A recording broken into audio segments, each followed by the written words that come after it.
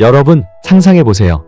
1960년대 우리나라는 도로가 없던 시절, 서울에서 부산까지 가려면 하루 종일 걸렸던 그때를 오늘날 우리가 단 4시간 만에 달릴 수 있는 이유는 바로 경부고속도로에 있습니다.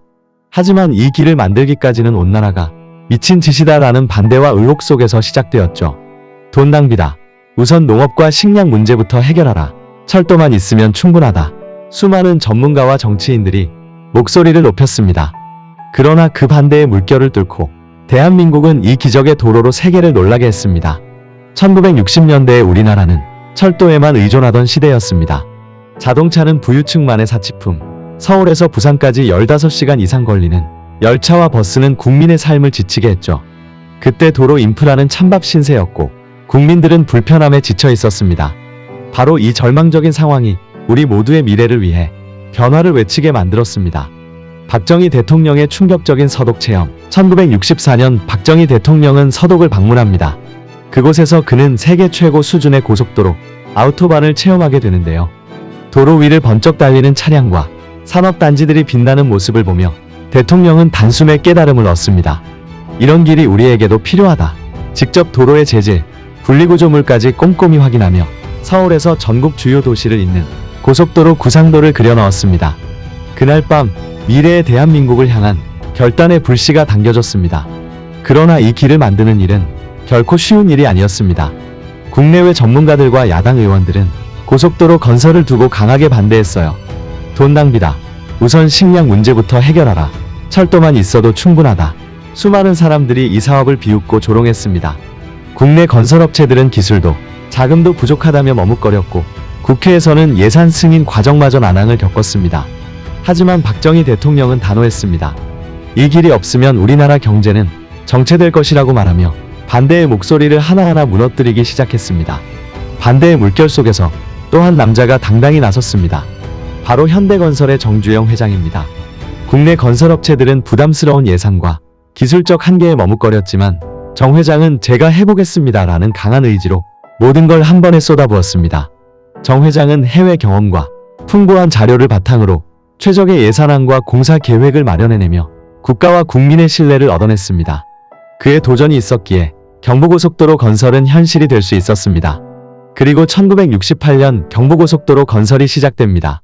수십만 명의 노동자들이 헌신과 열정으로 한순간도 쉬지 않고 삽과 곡괭이를 들고 작업에 몰두했습니다. 폭염과 한파, 우천과 장마 속에서도 그들은 멈추지 않았죠. 공사 현장에서는 수많은 사고와 희생이 있었지만 그 누구도 포기하지 않았습니다. 그들의 헌신 덕분에 오늘날 우리가 누리는 편리한 교통 인프라가 탄생할 수 있었습니다. 드디어 1970년 7월 7일 경부고속도로가 개통됩니다. 서울과 부산을 단 4시간 만에 잇는 이 길은 국가 발전의 동력이 되어 우리 경제의 급속한 도약을 이끌었죠. 이 기적의 길을 통해 물류와 인적 교류는 혁신적으로 단축되고 산업은 비약적으로 성장하며 국민들의 삶은 눈부시게 달라졌습니다. 반대의 목소리를 극복하고 피와 땀으로 만들어진 이 도로가 없었다면 우리나라 경제도 지금처럼 찬란하게 빛나지 못했을 것입니다. 여러분, 오늘날 우리가 누리는 편리한 교통과 끊임없는 경제성장의 기적은 반대와 어려움을 딛고 일어난 경부고속도로 덕분입니다. 박정희 대통령과 정주영 회장, 그리고 수많은 노동자들의 열정과 헌신이 대한민국을 하나로 잇는 대동맥을 만들어냈습니다. 이 감동적인 이야기를 기억하며 우리도 미래를 향해 도전하고 꿈을 키워나가야 합니다. 지금으로부터 50여 년 전, 대한민국의 농촌은 가난과 배고픔에 허덕이고 있었습니다. 그런데 믿을 수 없는 일이 일어납니다. 시골 마을이 순식간에 현대화되고 농민들의 소득이 급격히 상승했습니다. 이 모든 변화의 시작, 바로 새마을운동이었습니다. 오늘 영상에서는 대한민국 경제 기적에 숨겨진 이야기, 박정희 대통령의 새마을운동을 낱낱이 파헤쳐 보겠습니다. 그럼 시작합니다. 1960년대 대한민국. 당시 우리 농촌은 말 그대로 가난 그 자체였습니다. 도시와 달리 농촌은 발전이 더뎠고 많은 사람들이 끼니를 해결하는 것조차 어려운 상황이었죠. 농사를 지어도 팔 곳이 없고 기계도 부족하고 인프라는 열악했습니다. 전기도 수도도 변변치 않았습니다. 그런데 바로 이때 한 사람이 이 문제를 해결하기 위해 나섭니다. 그 사람은 바로 박정희 대통령. 농촌을 살리지 않고서는 대한민국이 부강해질 수 없다. 박정희 대통령은 단순한 경제성장만이 아니라 도시와 농촌이 함께 발전해야 한다는 사실을 깨닫습니다. 농촌을 살리는 길은 무엇일까? 박 대통령은 깊은 고민에 빠졌습니다. 1970년 4월 22일 박정희 대통령은 지방장관회의에서 새마을 운동을 공식적으로 제창합니다. 농촌을 새롭게 개혁하고 자립할 수 있는 방법을 찾아야 한다. 새마을 운동의 핵심은 간단했습니다. 근면, 자족, 협동. 근면, 열심히 노력하면 가난에서 벗어날 수 있다. 자족, 도움을 받기만 하지 말고 스스로 해결하자. 협동, 마을 사람들이 힘을 모으면 더 큰 발전이 가능하다. 이 운동의 첫 번째 프로젝트는 마을 가꾸기 사업이었습니다. 전국 3만여 개 마을에 시멘트 335포대를 무상 지원했고 각 마을이 스스로 필요한 일을 하도록 했습니다. 어떤 마을은 주민들이 자발적으로 참여해 도로를 정비하고 공동 창고를 짓는 등 놀라운 변화를 만들어냈지만 반대로 어떤 마을은 정부 지원을 받고도 큰 변화를 만들지 못했습니다. 이를 본 박정희 대통령은 열심히 하는 마을만 더 지원하겠다고 결정하며 성과주의 방식을 도입합니다. 정부는 발전이 있었던 마을에 추가로 시멘트 500포대와 철근 1톤을 지원했습니다. 성과를 낸 마을은 더욱 빠르게 발전했고 점점 더 많은 마을이 새마을운동에 동참하게 됩니다. 새마을운동은 놀라운 속도로 퍼져나갔습니다. 농촌 곳곳에 도로가 뚫리고 가로등이 세워지며 농가 소득이 급격히 증가했습니다. 실제로 1967년 농촌의 소득이 도시의 60%에 불과했지만 1978년에는 도시 노동자의 소득을 넘어서기 시작했습니다. 그리고 새마을운동은 농촌뿐만 아니라 도시, 공장, 직장에서도 확산되어 대한민국 전체의 근대화 운동으로 발전하게 됩니다. 하지만 새마을운동이 마냥 순탄했던 것만은 아닙니다. 반대의 목소리도 적지 않았습니다. 일부 농민들은 새마을운동이 정부 주도의 강제운동이라며 부담을 느꼈고 도시 노동자들 사이에서는 농촌 중심 정책이 도시 서민들에게 불이익을 줄 수 있다는 비판도 나왔습니다. 야당과 일부 학자들은 새마을운동이 경제 발전에는 기여하지만 정부가 지나치게 개입하는 것은 문제라고 지적했습니다. 특히 농민들에게 일정량의 기부금을 강요하거나 정부 주도의 집단 노동이 강제되는 경우도 있었습니다. 실제로 정부가 제시한 목표를 달성하지 못한 마을은 추가 지원을 받지 못했으며 심지어 주민들이 부담을 느끼는 사례도 있었습니다. 이에 대해 당시 일부 야당 의원들은 정부가 국민들에게 봉사를 강요하는 것은 바람직하지 않다며 반발했습니다. 새마을운동의 핵심 가치는 자발성이었습니다. 그러나 일부 지역에서는 자발성이 아닌 강제성이 강조되며 반발을 불러일으킨 것이죠. 대한민국을 넘어 세계로 새마을운동은 이제 단순한 한국의 정책이 아니라 세계적인 모델이 되었습니다. 현재 100개 이상의 국가에서 대한민국의 새마을운동을 배우고 있습니다. 물론 당시의 시행착오와 논란이 없었던 것은 아니지만 대한민국의 성장 과정에서 새마을운동이 큰 영향을 미쳤다는 점은 부정할 수 없습니다. 농가 소득 상승, 농촌 인프라 개선, 자립정신 고취, 그리고 이 모든 것의 시작은 바로 박정희 대통령의 리더십과 국민들의 땀과 노력, 지금 우리가 누리고 있는 발전된 대한민국, 그 시작은 수십 년 전 작은 농촌 마을에서 시작된 새마을운동이었습니다. 안녕하세요. 진짜 이거 보면 한국인이라서 자랑스럽다. 이 말 절로 나옵니다. 왜냐고요? 대한민국 진짜 무에서 유를 만들어낸 나라거든요. 1960년대만 해도 전 세계에서 가장 가난한 나라 중 하나였던 대한민국. 1965년 1인당 GDP 106달러, 북한은 당시 200달러 수준이었고 당시 미국과 전쟁 중이었던 베트남도 100달러였고 필리핀은 210달러 정도였으니 당시 아시아 최빈국이었던 나라가 대한민국이었습니다. 그런데 지금은 세계 10위권 경제대국에 BTS 나오고 반도체 강국에 올림픽 월드컵 유치한 나라. 그냥 나라 레벨이 달라졌어요. 오늘은 우리가 이룬 한강의 기적부터 전 세계를 놀라게 한 88올림픽과 2002 월드컵까지 압축 성장의 전설, 대한민국의 기적 같은 이야기. 지금 바로 시작합니다. 6.25 전쟁 이후 모든 게 무너졌던 나라. 여러분, 1953년 6.25 전쟁이 끝났을 때 대한민국은 그냥 폐허 그 자체였어요. 인프라는 다 박살났고 도로도 건물도 공장도 아무것도 없었고 심지어 국민 소득이 67달러. 전 세계에서 거의 꼴찌 수준이었습니다. 한 번쯤 이런 생각 해보신 적 있지 않나요? 왜 우리나라는 그렇게 가난했을까? 같은 시기 동남아시아 국가들은 비옥한 땅에서 1년의 농사를 2번, 3번, 심지어 4번까지 지을 수 있었어요. 하지만 우리는요, 1년에 겨우 1번, 그것도 흉년이 들면 그 한 번의 수확마저 나라가 버리던 땅이었습니다. 대한민국의 국토 중 산지가 차지하는 비율은 무려 70%. 평야가 적고 논밭 만들기도 힘들었습니다. 게다가 기후는요. 동남아처럼 따뜻하지도 않고 추운 겨울이 길고 봄은 가물고 여름은 태풍 오고 가을엔 또 냉해가 옵니다. 그야말로 사계절 풀옵션 재난 패키지. 이런 땅에서 농사 짓는다는 건 그야말로 하늘이 도와줘야 가능했죠. 그러다 보니 춘궁기라는 말이 생겨납니다. 이건 봄에 굽는다는 뜻이에요. 겨울에 저장한 곡식이 다 떨어지고 보리는 아직 자라지 않았을 때, 그때 사람들은 진짜 말 그대로 풀뿌리를 캐먹고 나무 껍질을 벗겨 삶아 먹었습니다. 그래서 나온 말이 보릿고개예요. 고개를 넘기 힘들 정도로 배가 고프다는 뜻이죠.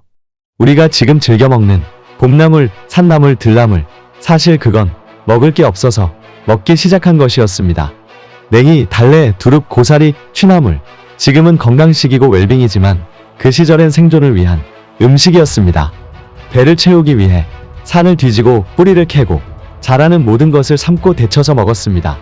심지어 소나무 껍질을 벗겨 송기떡을 만들고 감자줄기, 콩잎까지 말려 먹을 거리로 삼았죠. 살기 위해서라면 먹을 수 있는 건 무조건 다 먹어봐야 했던 시대였어요. 뿐만 아니라 우리나라는 기름 한 방울 안 나는 나라입니다. 중동은 석유가 있고 동남아는 천연자원이 풍부했지만 우리는 석유도 없고 석탄도 부족하고 천연가스도 안 나오고 금, 은, 철광도 수입에 의존해야 했어요. 그나마 있는 자원은 사람이었습니다. 그래서 우리는 몸으로 버텼고 머리로 연구했고 땀으로 버텨냈습니다. 그 시절 우리 부모님, 할아버지 세대는 외국으로 일하러 나갔습니다. 독일의 광부와 간호사로, 중동으로 건설 노동자로, 베트남 전쟁에도 파병 나가서 생계를 위해 싸웠습니다. 한 사람이라도 더 먹고 살기 위해 타지로 떠났고 가족을 부양했습니다. 외화를 벌어 나라에 보냈고 그 돈으로 우리가 공장을 짓고 도로를 닦고 기계를 돌릴 수 있었던 겁니다. 이건 단지 경제성장의 이야기가 아니라 사람들의 이야기였습니다. 자원이 없고 땅이 척박하고 농사짓기도 어려웠던 나라, 그런 나라가 기술을 배우고 산업을 일으키고 교육에 매달려 결국은 세계 10위권 경제 대국이 되었습니다. 대한민국은 정말로 미친듯이 달렸습니다. 새마을 운동, 경부고속도로 건설, 수출 중심의 경제 개발, 조선, 철강, 전자, 섬유 등 제조업 집중 육성. 이때 삼성, 현대, LG 같은 기업들이 커가기 시작했죠. 막벽돌 나르던 나라가 조선소를 짓고 자동차를 만들고 전자제품을 수출하기 시작했어요. 여기서 진짜 소름인 건 뭐냐면요. 남의 나라 100년 걸린 걸 우리는 30년도 안 돼 해냈다. 이게 바로 압축 성장이고 전 세계 경제학자들도 이건 말이 안 된다며 한강의 기적이라고 불렀습니다. 국민소득 67달러에서 3만 달러. 실화냐? 1960년대 국민소득 67달러, 2020년대 대한민국 국민소득은 약 3만 5천 달러. 세계 10위권 경제규모, 수출 세계 6위, 외환보유고 세계 9위, 반도체, 조선 디스플레이, 2차전지, AI, 바이오, 콘텐츠 등 선도산업 강국. 이게 그냥 숫자의 게임이 아니에요. 우리 부모님 세대가 피땀 흘려 만든 결과고 우리 모두가 만들어온 진짜 이야기입니다. 1988년 대한민국은 드디어 전 세계를 초청합니다. 서울에서 올림픽을 개최합니다. 전 세계 160개국 8천여 명이 참가한 서울 올림픽은 단순한 스포츠 행사가 아니었어요. 아직 분단국가였지만 동서독 모두 참여, 공산권과 자유진영이 다 모인 최초의 올림픽. 서울의 이름이 전 세계에 알려졌고 한국이라는 나라가 처음으로 세계 무대에 등장. 그리고 우리나라 사람들 올림픽 위에 자발적으로 청소하고 간판 바꾸고 외국인에게 미소 지어주는 국민 캠페인까지 했습니다. 서울 올림픽은 단순한 체육 행사가 아니라 대한민국은 이제 선진국 문턱에 왔다는 선언이었어요. 그로부터 14년 뒤 2002년 대한민국은 월드컵 공동개최국이 됩니다. 그리고 그해 전설이 시작됐죠. 한국 폴란드 승리, 한국 포르투갈 박지성 골 승리, 한국 이탈리아 연장골 승리, 한국 스페인 승부차기 승리. 4강 진출 진짜 미친 거 아니에요? 전 세계가 놀랐습니다.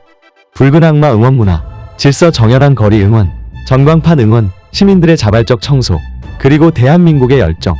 대한민국 이 함성이 서울을 넘어서 뉴욕, 런던, 파리까지 울려 퍼졌던 그날들. 한국 진짜 대단한 나라야. 전 세계가 그렇게 말했습니다. 이젠 메이드 인 코리아가 아니라 파워 오브 코리아입니다. 삼성전자의 반도체는 세계 시장 1위, 현대차는 글로벌 브랜드로 도약, K 콘텐츠는 글로벌 OTT를 장악, 인천공항은 세계 최고의 공항 중 하나, BTS, 블랙핑크, 기생충, 오징어 게임 등 문화 영향력은 상상 초월. 예전엔 미국, 일본 따라잡자였지만 이젠 우리가 기준이 되는 시대예요. 교육열, 세계 최고 수준. 여러분, 교육하면 또 한국이 빠질 수 없죠. 초등학생도 코딩 배우는 나라, 밤 10시까지 자율학습하는 고등학생들, 세계 수학과학 올림피아드, 상위권 싹쓸이, 서울대, 카이스트, 포스텍 등 글로벌 수준의 연구기관, 그리고 한국의 젊은 인재들은 이제 실리콘밸리, 유럽, 일본 가서도 인정받고 있어요. 한국인, 일 잘해, 똑똑해, 빠르다. 이게 바로 전 세계의 반응입니다. 시민의식, 질서, 배려의 나라, 지하철에서 줄 서는 나라, 지갑 주워주고 분실물 잘 찾아주는 나라, 올림픽 때 응원 후 거리 청소하고 가는 나라, 이게 바로 우리나라예요. 무엇보다도 민주주의를 스스로 지켜낸 국민, 촛불혁명으로 세계를 놀라게 한 시민의식, IMF 위기에도 똘똘 뭉쳐 금 모으기 운동, 글로벌 금융위기, 무역위기, 지정학적 위협 속에서도 대한민국은 늘 살아남고 더 강해졌습니다. 우리 민족은 위기에서 무너지는 법이 없어요. 오히려 위기가 올 때마다 이제 좀 치고 올라갈 때다, 이런 말이 나오는 나라예요. 여러분, 생각해보세요. 100년 전엔 나라조차 없었어요. 70년 전엔 전쟁으로 폐허였고, 50년 전엔 개발도상국이었고, 30년 전엔 외환위기로 IMF를 겪었어요. 그런데 지금은 경제대국, 문화강국, 기술강국, 민주주의와 시민의식 모두 갖춘 나라. 우리는 진짜 자랑스러운 국민입니다. 이 모든 게 그냥 이뤄졌을까요? 아니에요. 우리 부모님, 조부모님 세대, 그리고 지금의 우리까지 땀 흘리고 공부하고 노력하고 밤새워 일하고 포기하지 않았기 때문에 오늘의 대한민국이 있는 겁니다. 여러분, 우리는 기적을 바라지 않았습니다. 다만 포기하지 않았을 뿐입니다. 땅은 척박했지만 사람은 누구보다 뜨거웠습니다. 그 중심에는 우리 대한민국 여러분이 있습니다. 지금 이 순간도 우리는 또 다른 기적을 쓰고 있습니다. 대한민국, 그 이름만으로도 자랑스럽습니다. 여러분의 구독과 알림 설정은 영상을 만드는 데 큰 힘이 됩니다.